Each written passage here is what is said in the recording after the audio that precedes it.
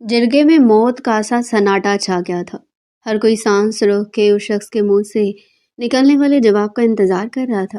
سب اس شخص کا چہرہ دیکھ رہے تھے، جس شخص کے چہرے پر اس ڈیل کو سنتے مکروہ مسکراہٹ پھیل گئی تھی۔ بولو مبشر علی، تمہارے پاس دو راستے ہیں۔ ایک راستہ ہے کہ تم اپنے قتل کے بدلے اپنے آپ کو سردار محتشم علی خان کے خاندان کے حوالے کرو، نہیں تو خون بہا کی رسم کو اپناتے ہوئے تم اپنی 8 سالہ بیٹی ہرمین کو غنی کرتے ہوئے سردار محتشم علی خان کے حوالے کر دو۔ پنچایت کا فیصلہ سنتے حمزہ شاہ کا چہرہ غصے سے سرخ ہوا تھا۔ بھلا یہ کیا ہوا؟ اسے سامنے بیٹھے اس مکروہ مبشر علی سے اچھائی کی کوئی امید نہ تھی۔ اس کا چہرہ غصے سے سرخ پر سرخ ہوا جا رہا تھا۔ ویسے کوئی پنچایت چاہتا ہی نہیں تھا۔ وہ سیدھے سیدھے اپنے خاندان کا بدلہ اس مبشر علی کے سینے میں گولی مار کر لینا چاہتا تھا، مگر وہ کیا ہی کر سکتا تھا۔ بڑوں کے فیصلے کے آگے وہ مجبور تھا۔ یہاں پر کسی بھی چیز کا فیصلہ جرگہ بٹھا کر ہی لیا جاتا تھا، جس پر بہت سے غلط فیصلے بھی ہو جاتے تھے، جس وجہ سے حمزہ شاہ پنچایت کو اچھا نہیں سمجھتا تھا۔ بولو مبشر علی، ہمارے پاس اتنا ٹائم نہیں ہے، سردار محتشم علی خان گرائے تھے۔ سامنے بیٹھا مکروہ اور غلیظ شخص ان کے چھوٹے اور پیارے بیٹے کو مار چکا تھا۔ ان کا بس نہیں چل رہا تھا کہ وہ سامنے بیٹھے اس مکروہ اور فریبی شخص کا گلا اپنے ہاتھ سے دبا دے، مگر وہ بھی کیا کر سکتے تھے؟ ریتی رواجوں کے آگے وہ بھی مجبور تھے۔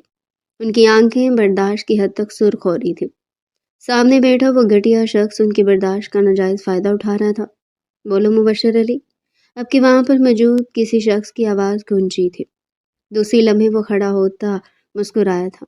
میں اپنی 8 سالہ بیٹی ہرمین کو غنی میں دینے کے لیے تیار ہوں۔ اس کے جواب پر وہاں بیٹھے تمام افراد کے چہروں پر زردی پھیل گئی تھی۔ وہ جتنا بھی برا سہی، جتنا بھی گھٹیا سہی، مگر وہاں بیٹھے کسی شخص نے اسے یہ امید نہیں لگائی تھی کہ وہ اپنی 8 سالہ بیٹی کو یوں خون بہا میں دینے کے لیے تیار ہو جائے گا۔ مگر کوئی بھی یہ نہیں جانتا تھا کہ سامنے بیٹھا شخص انسان کے نام پر شیطان تھا۔ اسے اپنی بیوی بیٹی کسی سے کوئی محبت نہ تھی۔ اپنی جان بچانے کے لیے تو آج اس نے اپنی بیٹی قربان کی تھی، کل کو وہ اپنی بیوی بھی قربان کر سکتا تھا۔ حمزہ شاہ کو اس کے چہرے سے نفرت ہوئی تھی۔ اسے بھی کم از کم اس سے یہ امید نہ تھی کہ وہ اپنی اتنی چھوٹی بیٹی کو اتنی ظالمانہ رسم کی بھین چڑھا دے گا، مگر وہ یہ کر چکا تھا۔ تو پھر ٹھیک ہے مبشر علی، آج شام 5 بجے تمہاری بیٹی ہرمین کا نکاح سردار محتشم علی خان کے بڑے بیٹے حمزہ علی شاہ سے کروایا جائے گا۔ تمہیں کوئی اعتراض تو نہیں؟ اس شخص نے ایک اور بار مبشر علی کو تنبیہ کی تھی۔ نہیں، مجھے کوئی اعتراض نہیں ہے، مگر اپنا نام سنتے حمزہ علی شاہ کے چہرے پر موت کی سی سفیدی چھا گئی تھی۔ وہ فوراً سے بھی پہلے وہاں سے کھڑا ہوا تھا۔ میں یہ نکاح نہیں کروں گا، میں کسی بھی حال میں سے یہ نکاح نہیں کروں گا، وہ کہتے تھے اس قدموں سے وہاں سے نکل چکا تھا۔ سردار محتشم علی خان سر پر ہاتھ پھیر کر رہ گئے تھے۔ انہیں اپنے بیٹے سے اسی ہی چیز کی امید تھی جو حمزہ کر کے گیا تھا۔ سردار صاحب، اپنے بیٹے کو سمجھائیں، 5 بجنے میں صرف اور صرف 1.5 گھنٹہ باقی ہے۔ اس کے بعد آپ کو معلوم ہے کہ اگر آپ کا بیٹا راضی نہ ہوا تو دوسری راہ آپ کی صورت میں نکالی جائے گی۔ یہ بات سنتے سردار محتشم علی خان کا چہرہ سرخ ہوا تھا۔ وہ بنا کچھ بولے کھڑے ہوتے باہر چلے گئے تھے۔ انہیں ابھی حمزہ علی شاہ کو منانا بھی تھا، جسے منانا دنیا کا سب سے آخری مشکل کام تھا۔ وہ جب کوئی ضد کرتا تھا تو پھر کوئی بات مانتا ہی نہ تھا۔ اس کی سعادت سے سبھی پریشان تھے، مگر سردار محتشم علی خان بھی اسی کے باب تھے۔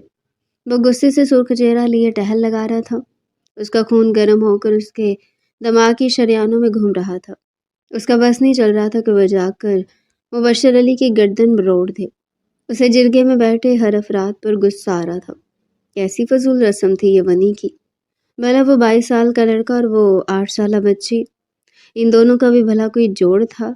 وہ چہرے پر ہاتھ پھیرتے اپنا غصہ کم کرنے کی کوشش کر رہا تھا، مگر غصہ تھا کہ کسی حال کم ہونے کا نام نہیں لے رہا تھا۔ ابھی وہ کھڑا ہی تھا کہ اسے اپنے پیچھے کسی کے قدموں کی چاپ کا احساس ہوا۔ اس نے رخ موڑتے سردار محتشم علی خان کا چہرہ دیکھا تھا۔ اس کے پاس آتے اس کے کندھوں پر ہاتھ رکھے تھے۔ یہ تم نے کیا حرکت کری ہے حمزہ؟ کیا کیا میں نے بابا؟ چاہتے ہوئے بھی حمزہ شاہ اپنا غصہ کنٹرول نہیں کر پا رہا تھا۔ یوں بیچ جرگے سے اٹھ کر آگے، تم جانتے یہ کتنی غلط بات ہے؟ بابا، آپ نے دیکھا نہیں کہ وہاں کتنا غلط فیصلہ ہو رہا تھا؟ وہ بچی 8 سال کی اور میں 22 سال کا ہوں۔ ایسا کیسے ہو سکتا ہے؟ میں اتنی چھوٹی بچی سے بھلا کیسے نکاح کر سکتا ہوں؟ بیٹا یہ کوئی نارمل نکاح نہیں ہے، وہ لڑکی ونی کی صورت میں تمہاری بیوی بنے گی، تم جب چاہو جس سے چاہو اس سے شادی کر سکتے ہو۔ بابا جو بھی ہو وہ بچی بہت چھوٹی ہے، یہ اس کے ساتھ غلط ہے، اور حذیفہ کا قاتل، حذیفہ کا گنہگار تو مبشر علی ہے نا، تو پھر اس کی بیٹی کیوں اس کے گناہ کی سزا لینے ہم تک آئے گی؟ میرے بچے یہ رسم ہے، ہر جرگے میں یہی فیصلہ کیا جاتا ہے، یا تو ونی یا پھر خون، اس نے ونی دی ہے، اب ہم کچھ نہیں کر سکتے۔ پھر بھی بابا میں اس سے شادی نہیں کر سکتا، آپ جا کر کہہ دیں کہ میں اس سے شادی نہیں کروں گا۔ وہ اٹل لہجے میں کہتا رخ موڑ گیا تھا۔ تم سمجھ کیوں نہیں رہے حمزہ کہ تم جتنا آسان بول رہے ہو یہ سب اتنا آسان نہیں ہے، فیصلہ ہو چکا ہے، تمہیں یہ نکاح کرنا پڑے گا، یہ پنچایت کا فیصلہ ہے، یہ جب ہو جائے تو پھر بدلتے نہیں ہے، اور تم کیوں بچوں کی طرح ضد کر رہے ہو؟ کہہ تو رہا ہوں کہ اس نکاح کو تم نکاح سمجھنا ہی نہیں، وہ کسی ملازمہ کی طرح ہمارے گھر پر رہے گی، تم اسے پہچاننا بھی مت۔ بابا یہ آپ کیا کہہ رہے ہیں؟ وہ میری بیوی ہوگی اور آپ کہہ رہے ہیں کہ میں اسے پہچانوں بھی نہیں؟ میں اس لیے شادی کرنا ہی نہیں چاہوں گا کہ آپ میری بات مانیں، اندر جا کر انکار کر دیں کہ میں یہ شادی نہیں کر سکتا۔ حمزہ شاہ اگر تم یہ شادی نہیں کرو گے تو مجبوراً تمہارے باپ کو اس سے شادی کرنی پڑے گی۔ کیا تمہیں اچھا لگے گا کہ تمہارا باپ اس عمر میں ایک 8 سال کی بچی سے شادی کرے؟ اس نے بے یقینی سے اپنے باپ کا چہرہ دیکھا۔ یہ کیسی رسم تھی، یہ کیسا رواج تھا؟ سردار محتشم علی خان نظر چرا کر رہ گئے تھے۔ مجھے بتاؤ حمزہ، 5 بجنے میں صرف 1 گھنٹہ بچا ہے، ساری تیاریاں بھی کرنی ہے، تم راضی ہو کیا؟ حمزہ شاہ کے کندھے جھک گئے تھے، وہ اپنے باپ کی آنکھوں میں آنکھیں ڈالتا سر ہلا گیا تھا۔ سردار محتشم علی خان اسے خود کے ساتھ لگاتے اس کے سر پر ہاتھ پھیر گئے تھے۔ دوسری لمحے وہ تیز قدموں سے دوبارہ جرگے کے اندر جا رہے تھے۔ حمزہ شاہ نے اپنی آنکھیں بند کی تھی، یہ سب وہ نہیں چاہتا تھا جو ہو رہا تھا۔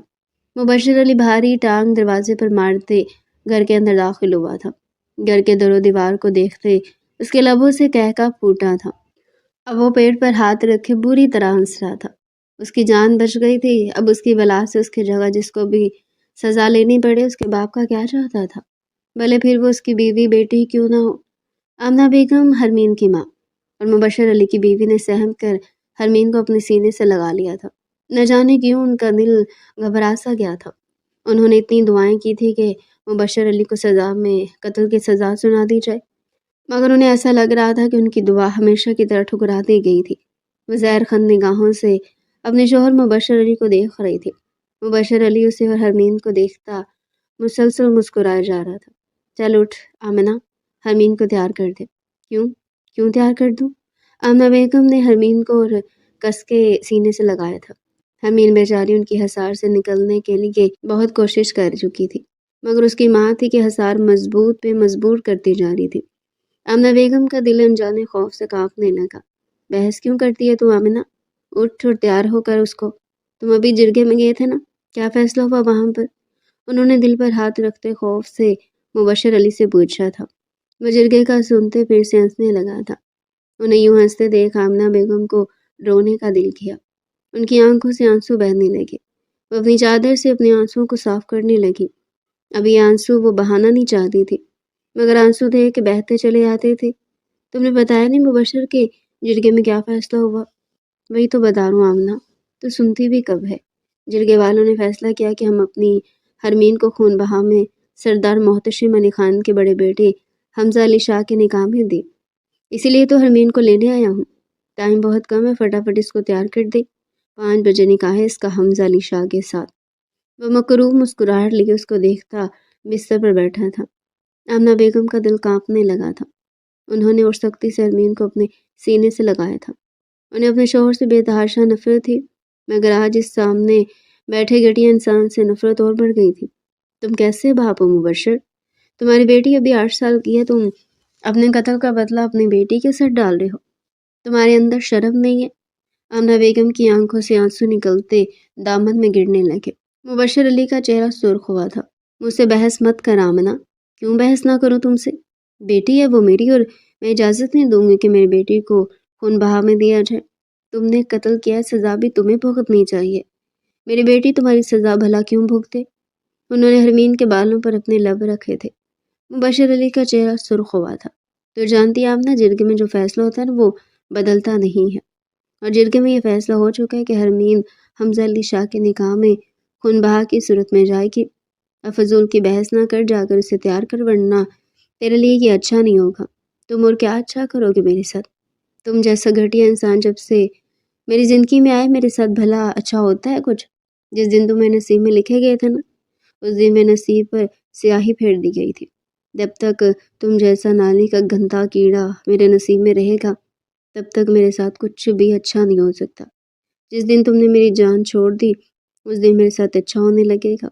اتنی دعائیں کی تھی کہ تم جیسے گھٹیا انسان کو جرگے میں موت کی سزا مل جائے، مگر نہیں، تم تو الٹا میری بیٹی لینے آ گئے۔ حرمین کی خون بہا والی بات نے ان کا دماغ اتنا خراب کر دیا تھا کہ وہ بنا سوچے بولے جا رہی تھی۔ آمنہ بیگم کی بات سن مبشر علی کا چہرہ سرخ ہوا تھا۔ انہوں نے وہیں سے اپنا جوتا اٹھا کر آمنہ بیگم کو کھینچ مارا۔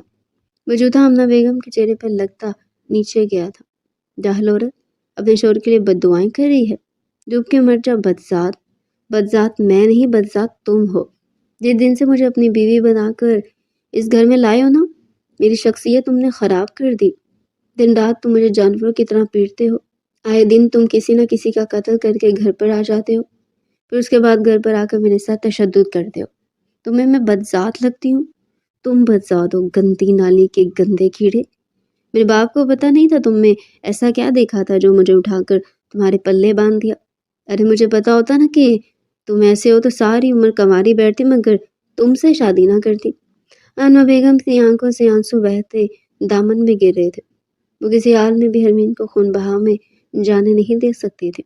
ایک ہی تو بیٹی تھی، حرمین ہی تو تھی جو اس گھر میں ان کے قریب تھی۔ مبشر علی سے بٹنے کے بعد وہ حرمین کے پاس ہی تو جاتی تھی۔ حرمین کے جانے کے بعد ان کا اپنا کوئی نہیں بچنے والا تھا۔ نیچ عورت، میری بیوی ہو کر میرے سے بدتمیزی کری ہے۔ میری بلی مجھ کو میں آؤں؟ وہ آمنہ بیگم کے پاس جاتے حرمین کو بالوں سے پکڑ کر الگ کر گئے تھے۔ اب وہ کسی جانور کی مانند آمنہ بیگم کو پیٹ رہے تھے۔ آمنہ بیگم کی زبان بھی ساتھ ساتھ چل رہی تھی۔ گھٹیا انسان، مجھ پر ہاتھ اٹھاؤ گے تم؟ انہوں نے چولہے سے گرم چمچ اٹھاتے مبشر علی کے پاؤں پر رکھ دیا تھا۔ مبشر علی بلبلا کر دور ہوا تھا۔ گھٹیا عورت، اس سے پہلے کہ وہ دوبارہ سے آ کر آمنہ بیگم پر ہاتھ اٹھاتا، آمنہ بیگم چمچ کو دوبارہ سے چولہے کے اوپر رکھ کر گرم کرتی اسے مبشر علی کے چہرے پر لگا چکی تھی۔ مبشر علی کے لبوں سے کراہ نکل گئی۔ گھٹیا آدمی اپنی بیٹی کا سودا کر کے آگے، تم ہوتے کون ہو یہ سب کرنے والے؟ میری بچی ہے وہ، تم جیسا گھٹیا باپ خدا کسی کو نہ دے۔ وہ کہتے سائڈ پر تھوک گئی تھی۔ مبشر علی کا چہرہ سرخ ہوا تھا۔ دیکھا آمنہ، جیسا بھی میں تیرا شوہر ہوں، تیرے سر کا صاحبان، اور یہ جو تم لڑکی ہے نا، اسے بڑا کرنے میں ہمارا کتنا پیسہ ضائع ہوگا، پھر اس کی شادی کرنی پڑے گی، ساتھ میں اس کو اتنا سارا جہیز بھی دینا پڑے گا۔ اس سے جان چھوٹ رہی ہے نا، چھڑوا لے۔ وہ حرمین کا چہرہ دیکھتے ہوئے نفرت سے بولے تھے۔ انہیں اپنی بیٹی سے کوئی لگاؤ نہیں تھا۔ وہ بیٹا چاہتا تھا لیکن بیٹی ہوئی تھی۔ جب سے لے کر اب تک اس نے حرمین کو محبت سے دیکھا تک نہیں تھا۔ آمنہ بیگم روتے ہوئے اس کا چہرہ دیکھ رہی تھی۔ تم جیسا باپ اللہ کسی کو نہ دے۔ وہ زمین پر بیٹھے پھوٹ پھوٹ کر رونے لگی۔ چل حرمین، جا کر چپل پہن۔ انہوں نے حرمین کو اشارہ کیا تھا۔ حرمین ڈر کے مارے بھاگتے ہوئے اپنی چپل پہننے لگی۔ نہیں میرا بچہ، کہیں نہیں جانا۔ آمنہ بیگم اس سے پہلے کہ بھاگ کر اسے پکڑتی، مبشر علی آمنہ بیگم کو چوٹی سے پکڑتے گھسیٹتے ہوئے کمرے میں لے جا کر پھینک چکا تھا۔ انہیں کمرے میں پھینک کر وہ بھاگتے ہوئے باہر سے دروازہ بند کرتا حرمین کو لے کر باہر نکلا تھا۔ پیچھے آمنہ بیگم چیخ چیخ کر رو رہی تھی، ساتھ ساتھ وہ دروازہ بھی بجا رہی تھی، مگر ان کی سننے والا وہاں کوئی نہ تھا۔ بند کمرے میں ان کے لبوں سے مبشر علی کے لیے گندی گندی بددعائیں نکلنے لگی۔ وہ حرمین کا ہاتھ پکڑے بھرے جرگے میں اسے لیے داخل ہوا تھا۔ اتنے سارے لوگوں کو دیکھ کر حرمین جھجک سی گئی تھی۔ اسے آج سے پہلے ایک ساتھ اتنے سارے لوگوں کو نہیں دیکھا تھا۔ حمزہ علی شاہ اسے دیکھتے سرخ نگاہوں سے اپنے باپ کو دیکھنے لگا۔ وہ ننھا وجود نہ سمجھی سے ان لوگوں کو دیکھتے ان کی جانب بڑھ رہا تھا۔ سرخ کلر کی شلوار قمیض میں وہ خود بھی کوئی سرخ گلاب لگ رہی تھی۔ گال پھولے ہوئے گلاب کی مانند کھلے ہوئے تھے۔ ستواں کھڑی ناک کسی ملکہ کی ناک کی مانند معلوم ہوتی تھی۔ वो गुलाबी लबों पर मुस्कुराहट बिखरी हुई थी। काले से आग घने बाल पुश्त पर खड़े बिखरे हुए थे। हमजा अली शाह उसे देखकर निगाह चुरा कर रह गया। सामने खड़ा नस्वानी वजूद ज़रूरत से ज़्यादा प्यारा था, मगर उसकी उम्र को मद्देनज़र रखते हमजा अली शाह को मुबश्शिर अली पर बेतहाशा गुस्सा आया था। मुबश्शिर अली हरमीन को लेकर साइड पर जाकर बैठा था। इन दोनों के आने के बाद निकाह की तैयारियां शुरू की जा चुकी थी। निकाह की रस्म अदा की जा चुकी थी। हमजा अली शाह सुर्ख चेहरा लिए वहां बैठे तमाम अफरादों को घूर रहा था। यह निकाह उसकी रजामंदी से नहीं हुआ था। वो कितनी कम उम्र बच्ची से निकाह करने के हक में ना था, मगर अपने बड़ों के फैसलों के आगे उसे अपना सर झुकाना पड़ना था। निकाह के बाद एक करके तमाम अफराद वहां से जा चुके थे। मुबश्शिर अली भी निकाह के फौरन बाद वहां से खिसक चुका था। अब वहां हरमीन, सरदार मोहतशम अली खान और हमजा अली शाह के अलावा कोई भी ना था। हरमीन अपनी आंखों को बड़ा किए आगे पीछे देखने में मसरूफ थी। तभी उसे सामने एक सफ़ेद कलर की बकरी का बच्चा खेलता हुआ नजर आया। उसकी आंखों में इश्तियाक दौड़ा था। दूसरी लम्हे वो तेजी से बकरे के बच्चे के पीछे भागी थी। हमजा उसे देख कर रह गया। सरदार मोहतशिम अली खान इन दोनों को एक नज़र देखते खड़े हुए थे। हमजा, मैं घर जा रहा हूँ, थोड़ी देर में तुम भी इसे लेकर घर आ जाना। सरदार मोहतशिम उसके कंधे पर हाथ रखते वहां से चले गए थे।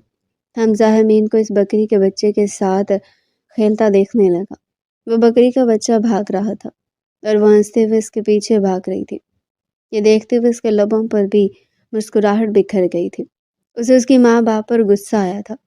कैसे उन्होंने अपनी इतनी छोटी सी बेटी इतनी ख़राब रस्म के हवाले कर दी थी।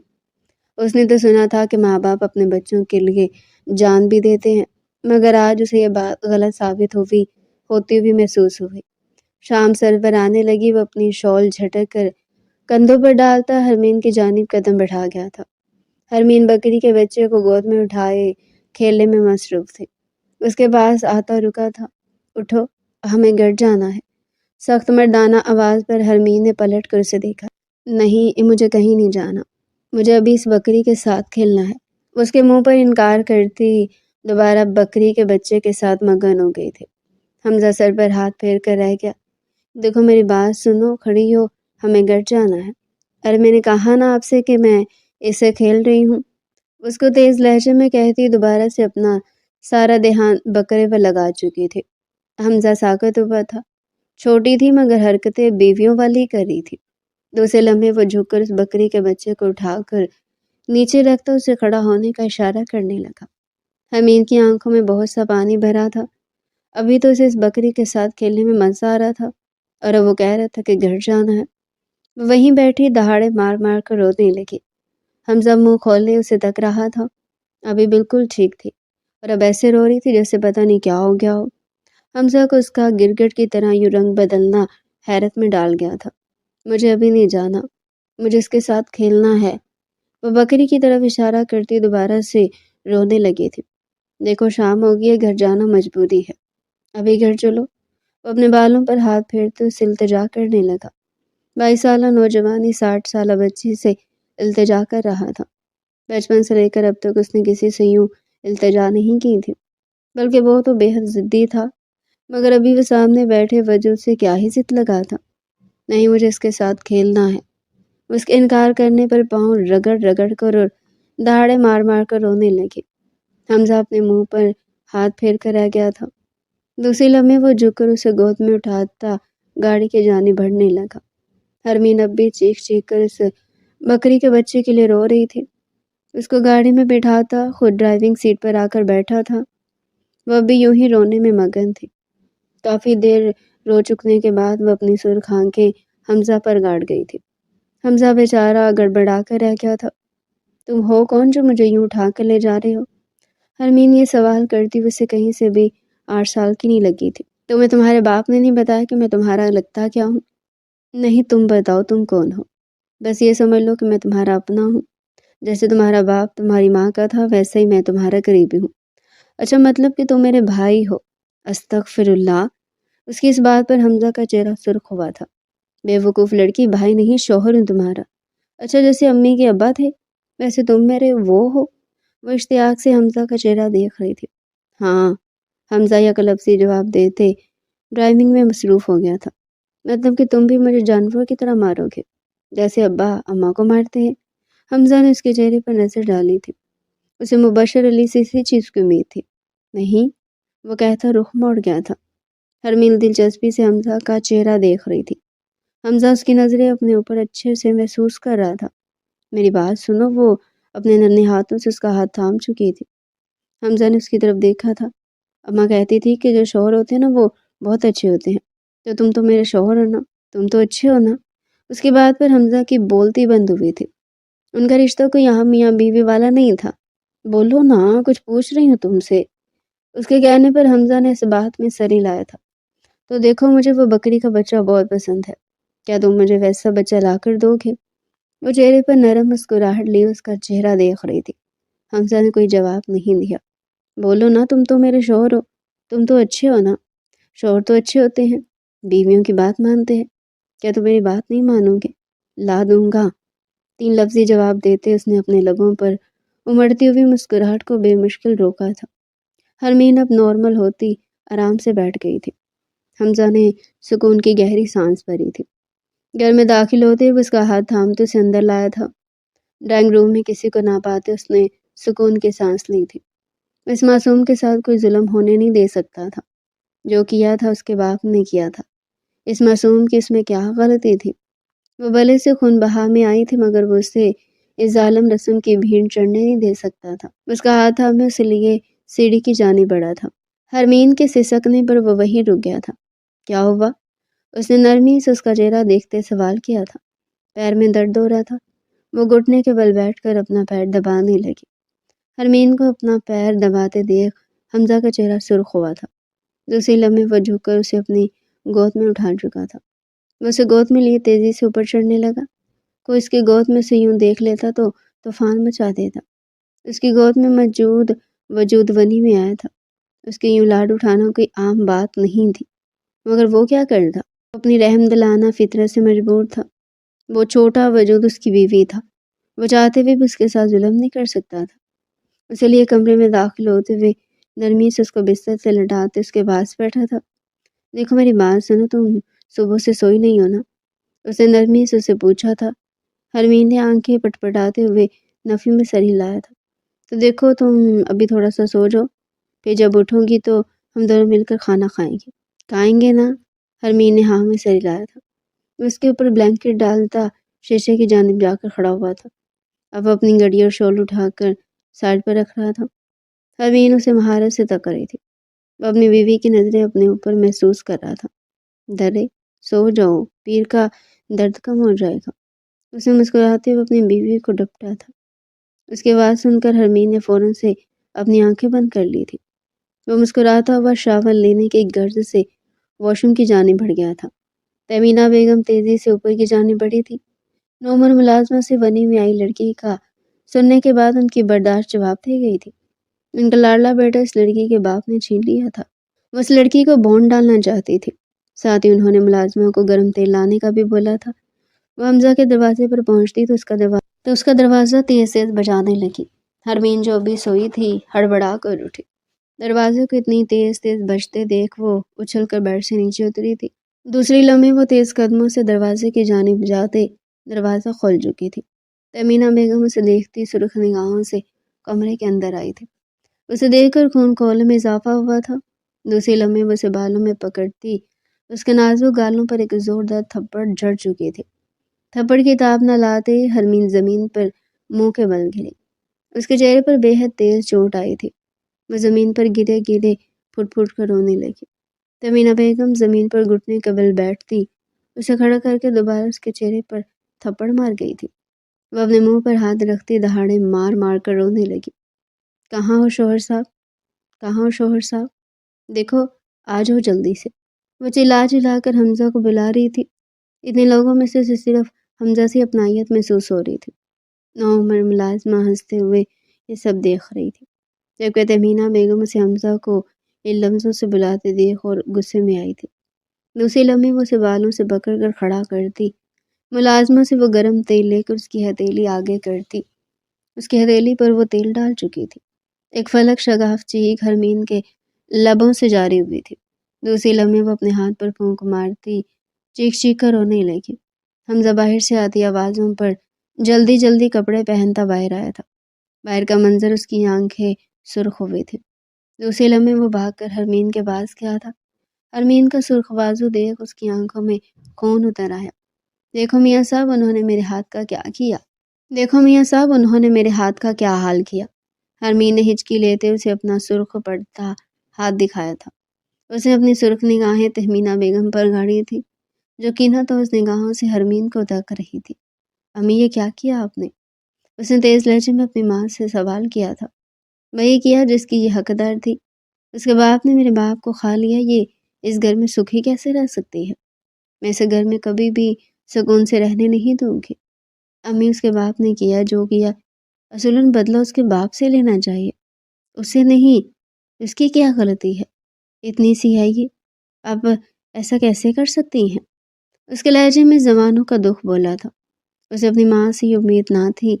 تم اس ونی میں لڑکی کے لیے اپنی ماں سے بدتمیزی کرے ہو۔ تہمینہ بیگم کو صدمہ پہنچا تھا۔ بیوی ہے یہ میری، جس میں آئی ہے نا، اب یہ میری بیوی ہے اور میں اس کے ساتھ ظلم بالکل بھی برداشت نہیں کروں گا۔ اور یہ بات اب آپ بھی سمجھ لیں اور سب کو بھی سمجھا دیں۔ آج برداشت کر لیا، لیکن آج کے بعد اگر میری بیوی کے ساتھ کسی نے بھی کچھ کیا تو مجھ سے برا کوئی نہیں ہوگا۔ سرخ لہجے میں وہ گراتا ہوا کہیں سے بھی حمزہ علی شاہ نہیں لگا تھا۔ مگر یہ تمہارے بھائی کے خون کے بدلے آئی ہے، تم اس کے ساتھ اتنا اچھا رویہ کیسے رکھ سکتے ہو؟ امی وہ میری بیوی ہے اور میں اپنی بیوی کو کسی برے حال میں یہاں نہیں چھوڑوں گا۔ میری بات آپ غور سے سن لیں۔ میری بیوی کے ساتھ اگر دوبارہ کسی نے کوئی بھی ظلم کرنے کی کوشش کری تو میں اسے چھوڑوں گا نہیں، وہ تیز لہجے میں بولا تھا۔ تہمینہ بیگم سرخ نگاہوں سے اس کا چہرہ دیکھتی تیز قدموں سے اس کے کمرے سے نکل گئی تھی۔ وہ کمرے کو لاک کرتا تیز قدموں سے حرمین کے پاس آیا تھا۔ شوہر صاحب، شوہر صاحب، دیکھو تمہاری ماں نے میرے ہاتھ کا کیا حال کیا ہے۔ وہ روتے ہوئے شکوہ کینہ نگاہوں سے حمزہ کو دیکھتی اسے اس کی ماں کی شکایت کر رہی تھی۔ حمزہ کے لبوں پر مسکراہٹ پھیل گئی۔ حرمین اسے ہنستے دیکھ ناراضی سے رخ موڑ گئی۔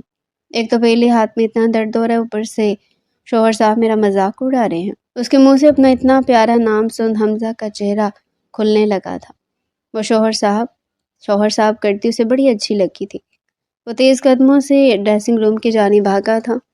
تھوڑی دیر میں وہ میڈیکل باکس لیے باہر آیا تھا۔ اب وہ زمین پر بیٹھے نرمی سے اس کے ہاتھ کے زخم پر وہ ٹیوب لگا رہا تھا۔ دیکھنا یہ صبح تک بالکل ٹھیک ہو جائے گا اور یہ داغ بھی صبح تک چلا جائے گا۔ نہیں جائے گا شوہر صاحب، دیکھو میرا اتنا پنک پنک ہاتھ تھا، پورا لال کر دیا آپ کی امی نے۔ وہ شکوہ کناں نگاہوں سے دوبارہ سے اس کی اماں کی شکایت کرنے لگی۔ وہ مسکرا کر اسے دیکھتا اس کی ہتھیلی کو اپنے ہاتھ میں لیتا اس کے زخم پر اپنے لب رکھ گیا تھا۔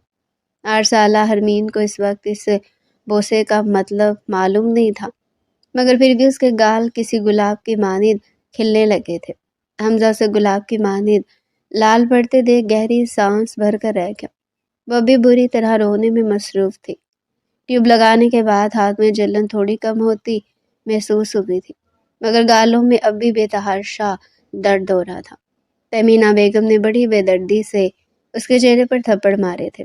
وہ اپنی ماں کی انگلیوں کے نشان اپنی بیوی کے گال پر دیکھتا لب بھینچ کر رہ گیا تھا۔ دوسری لمحے وہ اس کے گال پر بھی ٹیوب لگا رہا تھا۔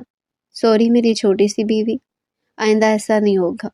وہ نرمی سے اسے گود میں اٹھا کر بستر پر بٹھاتے اس کے ساتھ بیٹھا تھا۔ نہیں، میرا شوہر صاحب برا ہے، وہ نروٹھے لہجے میں اسے کہتی رخ موڑ گئی تھی۔ حمزہ کے لبوں پر مسکراہٹ پھیل گئی تھی۔ چھوٹی بیوی عمر میں چھوٹی ضرور تھی مگر روٹنے میں ماہر تھے۔ اچھا میری چھوٹی سی بیوی، میں کان پکڑ کے معافی مانگتا ہوں، معاف کر دو۔ وہ کان پکڑ کر اس کے سامنے آیا تھا۔ نہیں، ہم اپنے شوہر صاحب کو صرف ایک ہی شرط پر معاف کرے گا، نہیں تو ہم معاف نہیں کرے گا، وہ کہتے دوبارہ سے رخ موڑ گئی تھی۔ حمزہ گہری سانس بھر کر اس کے سامنے آیا تھا۔ بولو کیا شرط ہے؟ وہ اپنی چھوٹی سی بیوی کو خود سے ناراض نہیں کر سکتا تھا۔ پتہ نہیں وہ یہ سب کیوں کر رہا تھا، مگر اس کی چھوٹی سی بیوی اس سے ناراض ہو جاتی یہ اسے منظور نہ تھا۔ اس کے کہنے پر تیر کی سی تیزی سے اس کے جانب اپنا چہرہ کر گئی تھی۔ پھر ہم سے وعدہ کرے شوہر صاحب کہ آپ ہماری بات مانیں گا۔ وہ اپنا چھوٹا ہاتھ اس کے سامنے کر گئی۔ حمزہ نے مسکراتے ہوئے اس کے ہاتھ پر اپنا ہاتھ رکھا تھا۔ ہاں میں تمہاری شرط پوری کروں گا، میں تم سے وعدہ کرتا ہوں۔ وہ اس کی بات سنتے بچوں کی طرح خوش ہوتے اس کے بعد آتی اس کی گود میں بیٹھ گئی تھی۔ حمزہ سانس روک کے اس کا چہرہ دیکھے کیا تھا۔ آپ کو پتہ نا شوہر صاحب، ہم کو وہ سفید والا بکری کا بچہ بہت پسند ہے۔ وہ اس کے چہرے پر اپنے ننھے ہاتھ رکھے اس سے پوچھ رہی تھی۔ حمزہ نے میکان کے انداز میں اپنا سر ہلایا تھا۔ تبھی شوہر صاحب ہم کو وہ لا دو، ہم آپ سے کبھی ناراض نہیں ہوگا۔ وہ تم سے آپ پر آئی تھی۔ حمزہ سانس روک کے اس کا چہرہ دیکھ رہا تھا۔ اپنی بیوی کی یہ چھوٹی چھوٹی معصومانہ حرکت اسے بے حد بھا رہی تھی۔ اس نے جذبات میں آتے ہی سر ہلایا تھا۔ کل لے آئے گا نا تم شوہر صاحب وہ بکری کا بچہ؟ وہ مسکراتے ہوئے اس سے پوچھ رہی تھی۔ ہاں لے آؤں گا۔ اسے مسکراتے ہوئے حرمین کو اس کی جگہ پہ لٹایا تھا۔ چلو اگر کل بکری کا بچہ چاہیے تو فٹافٹ سے سو جاؤ، پھر میں کل وہ سفید والی بکری کا بچہ لے کر آؤں گا۔ شوہر صاحب کل پکا لے آؤ گے نا آپ؟ اس نے بڑی آس سے حمزہ سے دوبارہ سوال کیا تھا۔ حمزہ نے مسکراتے ہوئے اس بات میں سر ہلایا تھا۔ ہمارا اماں ٹھیک کہتا تھا، ہر شوہر ہمارا ابا جیسا نہیں ہوتا، تم بہت ہی اچھا شوہر ہے، وہ کہتے ہوئے اپنی آنکھیں بند کر چکی تھی۔ حمزہ مسکراتے ہوئے اپنی جگہ پر آ کر لیٹا تھا۔ تھوڑی دیر بعد وہ بھی نیند کی گہری وادیوں میں اتر چکا تھا۔ اگلے دن روشنی پڑنے کے باعث حرمین کی آنکھ کھلی تھی۔ وہ لمبی جمائی لیتے اٹھ کر بیٹھی تھی۔ جمائی لینے کے بعد اسے احساس ہوا تھا کہ اس کے پیٹ میں ہلکا ہلکا درد اٹھ رہا تھا۔ وہ کل دوپہر سے بھوکی تھی، رات بھی وہ بغیر کھانا کھائے سو گئی تھی۔ ابھی بھوک کی وجہ سے اس کے پیٹ میں چوہے دوڑ رہے تھے۔ ابھی اگر وہ کھانا نہ کھاتی تو ضرور وہ بھوکوں مر جانے والی تھی۔ بھوک اسے برداشت نہیں ہوتی تھی، نہ جانے کل سے وہ کیسے بھوکی بیٹھی ہوئی تھی۔ اس نے لمبی جمائی لیتے حمزہ کو دیکھا تھا جو گہری نیند سونے میں مصروف تھا۔ وہ اپنے ننھے ننھے ہاتھوں سے اس کے چہرے پر ہاتھ رکھ اسے جگانے لگی۔ شوہر صاحب اٹھ جاؤ، دیکھو دوپہر ہو گیا ہے۔ جھوٹ بولنے میں تو ویسے بھی ماہر تھی، اور مطلب کا ٹائم پر تو وہ ایسے جھوٹ بولتی تھی کہ بندہ بھی پناہ مانگے۔ حمزہ دوسری جانب کروٹ بدل کر سو گیا تھا۔ حرمین اسے کروٹ بدل کر سوتے دیکھ اداس ہو گئی تھی۔ دوسری لمحے وہ دوبارہ سے اس کے چہرے پر ہاتھ رکھتی اسے اٹھانے لگی تھی۔ شوہر صاحب ہم اٹھ بھی جا، ہم کو بھوک لگ رہا ہے۔ مگر حمزہ گہری نیند سونے میں مصروف تھا۔ شوہر صاحب اٹھو نا، دیکھو تو تمہارا ماں ہم کو مار رہا ہے۔ بھوک کی وجہ سے اس کا لہجہ بھیگنے لگا۔ حمزہ اس کی آواز سنتے ہڑبڑا کر اٹھ کر بیٹھا تھا۔ اپنی بیوی کا جھوٹ سنتے اس کے کان سرخ ہوئے تھے۔ اسے پتہ چل گیا تھا کہ اس کی بیوی اول نمبر کی جھوٹی تھی۔ اپنے مطلب کے لیے تو وہ شاید زندہ انسان کو بھی مردہ بنا سکتی تھی، اور مردہ انسان کو بھی زندہ کر کے لا سکتی تھی۔ جھوٹ کیوں بولا حرمین؟ آپ اٹھ ہی نہیں رہا تھا شوہر صاحب، دیکھو ہم کے پیٹ میں کتنا درد ہو رہا ہے۔ وہ حمزہ کا ہاتھ تھامتی اپنے پیٹ پر رکھ چکی تھی۔ حمزہ کرنٹ کھا کر اپنا ہاتھ پیچھے کر گیا۔ اس کا چہرہ سرخ پڑ گیا تھا۔ دیکھو نا شوہر صاحب، وہ دوبارہ سے اس کا ہاتھ اپنے پیٹ پر رکھتی اسے احساس دلانے لگی۔ کیا دیکھو حرمین؟ دیکھو کہ ہمارے پیٹ میں کتنا بھوک ہے، ہم کو بھوک لگ رہا ہے، اس نے بے چارگی سے حمزہ سے کہا تھا۔ حمزہ اپنے سر پر ہاتھ پھیر کر رہ گیا۔ اسے بری طرح شرمندگی ہونے لگی تھی۔ رات میں سو جانے کی وجہ سے اسے کھانے کا نہیں کہہ سکا تھا، ابھی اسے شرمندگی ہو رہی تھی۔ اچھا تم فریش ہو جاؤ، پھر ہم نیچے چلتے ہیں، سب کے ساتھ بیٹھ کر ناشتہ کریں گے۔ شوہر صاحب وہاں پہ تو آپ کا اماں بھی ہوگا، وہ ہم کو پھر سے مارے گا۔ اس کے چہرے پر خوف دیکھ کر حمزہ گہری سانس بھر کر رہ گیا۔ حرمین بری بات، یہ ایسے کہنا کتنا برا لگ رہا ہے۔ ہمارا اماں، وہ آپ کی بھی تو امی ہے نا، میری امی آپ کی تو امی ہوگی نا۔ شوہر کی امی تو بیوی کی بھی امی ہوتی ہے، تو اگر آپ ان کو اماں بولیں گی تو آپ کے شوہر صاحب کو اچھا لگے گا۔ کیا آپ اپنے شوہر صاحب کے لیے اتنا کر سکتی ہو؟ اس کے ننھے ننھے ہاتھوں کو اپنے ہاتھوں میں لیے بڑی محبت سے اسے پوچھ رہا تھا۔ ہم ان کو اماں تو کہہ دے گا شوہر صاحب، مگر آپ کا اماں ہم کو مارتا بھی تو ہے نا۔ آئی پرومس وہ میری چھوٹی سی بیوی کو اپنی ماریں گی۔ اس کے ننھے ہاتھ پر اپنے لب رکھا۔ ٹھیک ہے، پھر ہم آپ کی اماں کو اپنی اماں کہہ دے گا، اس نے احسان عظیم کرتے ہوئے حمزہ سے کہا تھا۔ حمزہ مسکرا دیا۔ چلو جلدی سے فریش ہو جاؤ، پھر نیچے چلتے ہیں ناشتہ کرنے۔ حرمین اس کی بات سن کر اس بات میں سر ہلاتی چھلانگ لگا کر بستر سے نیچے اتری تھی۔ اس سے پہلے کہ وہ واش روم جاتی دوبارہ اس کی جانب بھاگ کر آئی تھی۔ حمزہ اس کی جانب دیکھنے لگا۔ کیسی کیا بات محترمہ کو یاد آ گئی جو وہ دوبارہ اسے کہنے آئی ہے؟ شوہر صاحب آپ کو یاد ہے نا، آپ نے رات ہم سے وعدہ کیا تھا۔ کیسا وعدہ؟ حمزہ نے مسکراتے ہوئے اسے دیکھا تھا۔ دیکھا ابھی سارے شوہر جیسا ہے، ایک ہی دن میں بھول گیا کہ ہم نے بولا کیا تھا۔ وہ روٹتی ہوئی اس سے پہلے کہ وہاں سے جاتی حمزہ اسے اپنے سینے سے لگا گیا تھا۔ میں کیسے بھول سکتا ہوں اپنی چھوٹی سی بیوی سے کیا گیا وعدہ؟ آپ کے شوہر صاحب کو یاد ہے کہ آج انہوں نے اپنی چھوٹی سی بیگم کے لیے وہ بکری کا بچہ لے کر آنا ہے؟ آپ بہت ہی اچھا شوہر ہے، ہم کو پتہ چل گیا ہے۔ حرمین پیاری نگاہوں سے اسے دیکھتے وہ واش روم جا چکی تھی۔ حمزہ اس کے بارے میں سوچتے اپنے سر پر ہاتھ پھیر کر رہ گیا تھا۔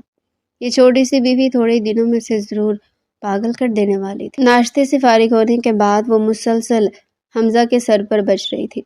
شوہر صاحب جاؤ نا، کب جائے گا تم؟ وہ تنک کر اس کے پاس آئی تھی۔ حمزہ مسکرا دیا۔ تم سے آپ اور آپ سے تم پر آنا اس کی بیوی کو بہت اچھے سے آتا تھا۔ بس جا رہا ہوں میری جان، تھوڑا سا کام کر لوں۔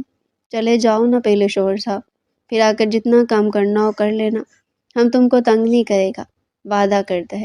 مگر پہلے تم وہ سفید والا بکرا لے کر آؤ۔ اس نے انگلی کے اشارے سے اسے وہ بکرا یاد کروانے کی کوشش کی تھی۔ حمزہ مسکراتے ہوئے کھڑا ہوا تھا۔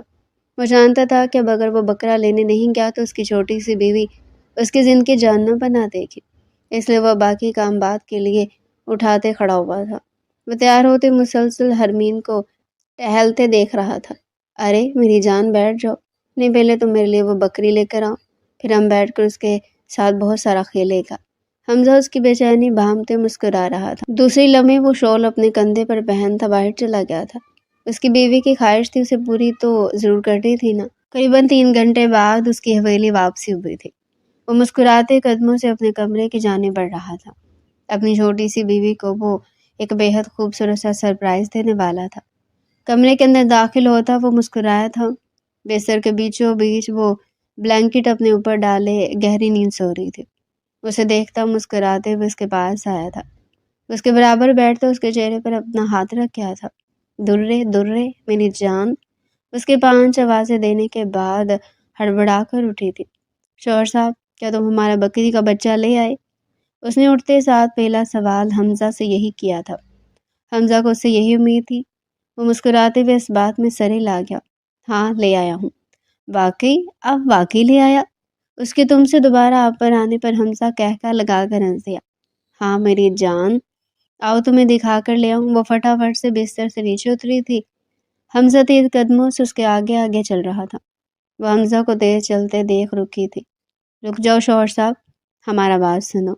اس کے کہنے پر حمزہ نے سوالیہ نگاہیں اس کے چہرے پر گاڑی تھی۔ نیچے بیٹھو۔ وہ ہاتھ کی انگلی سے اسے نیچے بیٹھنے کا اشارہ کر رہی تھی۔ حمزہ را سمجھی سے اسے دیکھتے اس کے قدموں میں بیٹھا تھا۔ ہم کو اپنا گود میں لو، اتنی تیز چلتا ہے آپ، ہم تو چل ہی نہیں پا رہا ویسے۔ اس کی بات پر حمزہ مسکرا دیا تھا۔ دوسری لمحے وہ اسے اپنی گود میں اٹھا چکا تھا۔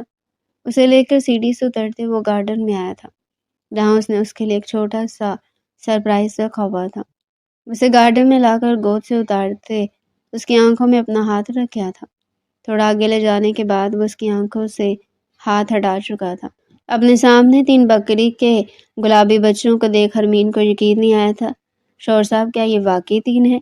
اس نے بکری کے بچوں کی جانب اشارہ کرتے حمزہ سے پوچھا تھا۔ حمزہ نے ہنستے ہوئے ہاں میں سر ہلایا تھا۔ شوہر صاحب کیا تم واقعی ہمارے لیے 3 بچے لائے ہو؟ ہاں میری جان 3 لایا ہوں۔ اب ہم تم تینوں کے ساتھ مل کر مزے سے کھیلنا۔ وہ ہنستے ہوئے اس کے بالوں کو سمیٹ گیا تھا۔ شوہر صاحب تم بہت اچھا ہے، تم بہت اچھا ہے، تم بہت زیادہ اچھا ہے، وہ کہتے اس کے سینے سے لپٹ گئی تھی۔ حمزہ کا دل بے حد تیزی سے دھڑکا تھا۔ ہمارا اماں ٹھیک کہتا تھا کہ ہمارا شوہر بہت اچھا ہوگا اور آپ بہت اچھا ہے، وہ کہتے اس کے گال پر بوسہ دے گئی تھی۔ حمزہ کا دل تیزی سے دھڑکنے لگا۔ اس کی گود سے اترتی تیزی سے بکری کے بچوں کی جانب بھاگی تھی۔ حمزہ وہی گارڈن میں بیٹھے اسے بکری کے بچوں کے ساتھ کھیلتا دیکھنے لگا۔ اتنی خوشبو اسے بے حد پیاری لگ رہی تھی۔ حمزہ کو احساس ہوا تھا کہ سامنے کھڑے وجود کے لیے وہ اپنے دل میں محبت کے احساس محسوس کر رہا تھا۔ اس کی بیوی تھی، وہ یہ محسوس کر سکتا تھا۔ اس کے لبوں پر بے حد خوبصورت مسکراہٹ پھیل گئی تھی۔ چاہنے کا احساس بے حد خوبصورت تھا۔ کافی دیر بکری کے بچوں کے ساتھ کھیلنے کے بعد وہ تھک ہار کر اس کے پاس آئی تھی۔ حمزہ اسے دیکھتے مسکرایا تھا۔ تھک گئی میری چھوٹی سی بیوی؟ اس کے چہرے پر ہاتھ رکھتا اس کے بال سمیٹ گیا تھا جو پھیل کر اس کی پیشانی سے چپک گئے تھے۔ اوپر چلیں اب؟ اسے نرمی سے حرمین سے پوچھا تھا۔ ہم کے پاؤں میں بہت درد ہو رہا شوہر صاحب، ہمیں اپنے گود میں اٹھا کر لے جاؤ۔ اسے آنکھیں بند کرتے سفید جھوٹ حمزہ سے بولا تھا۔ اسے حمزہ کی گود میں بہت مزہ آتا تھا اور حمزہ سمجھ چکا تھا کہ اس کی بیوی اس سے جھوٹ بول رہی ہے۔ وہ مسکراتے ہوئے جھک کر حرمین کو اپنی گود میں اٹھا چکا تھا۔ سیڑھی چڑھتے ہوئے اسے تہمینہ بیگم نے دیکھ لیا تھا۔ ان دونوں کو یوں دیکھتے مینا بیگم کا چہرہ سرخ ہوا تھا۔ انہیں اپنا بیٹا جورو کا غلام بنتے ہوئے پسند نہیں آیا تھا۔ وہ اتنی چھوٹی سی لڑکی کے لیے جورو کا غلام بن جائے گا، یہ تو ان میں سے کسی نے بھی نہیں سوچا تھا۔ وہ کمرے میں داخل ہوتے نرمی سے اسے بستر میں لٹا چکا تھا۔ بھوک لگ رہی ہے میرے بچے کو؟ اس کے پاس بیٹھتے نرمی سے اسے پوچھنے لگا۔ وہ نفی میں سر ہلائے اس کے ہاتھوں کو تھام گئی تھی۔ ہم کو نیند آ رہا شوہر صاحب، ہم کو سلا دو۔ اس نے آنکھیں بند کرتے حمزہ سے کہا تھا۔ حمزہ نرمی سے اس کے بالوں میں انگلیاں پھیرنے لگا۔ تھوڑی دیر میں حرمین گہری نیند میں جا چکی تھی۔ اس کا چہرہ دیکھتے مسکرایا تھا۔ دوسری لمحے وہ جھک کر اس کی پیشانی چوم گیا تھا۔ تم اتنے ٹائم سے میرے بےحد پاس ہو چکی ہو، اب میں تمہیں چاہ کر بھی خود سے دور نہیں کر سکوں گا۔ وہ کہتے دوبارہ سے اس کی پیشانی چوم گیا تھا۔ آگے کیا ہونے والا تھا یہ تو آگے ہی پتہ چلنا تھا۔ تو ڈیئر پیارے ناظرین، اس کا نیکسٹ پارٹ اگلی آنے والی ویڈیو میں پیش کیا جائے گا۔ اس کا نیکسٹ پارٹ سننے کے لیے چینل کو جلدی سے سبسکرائب کریں، ویڈیو کو لائک کریں اور کمنٹ سیکشن میں اپنی رائے لازمی دیں۔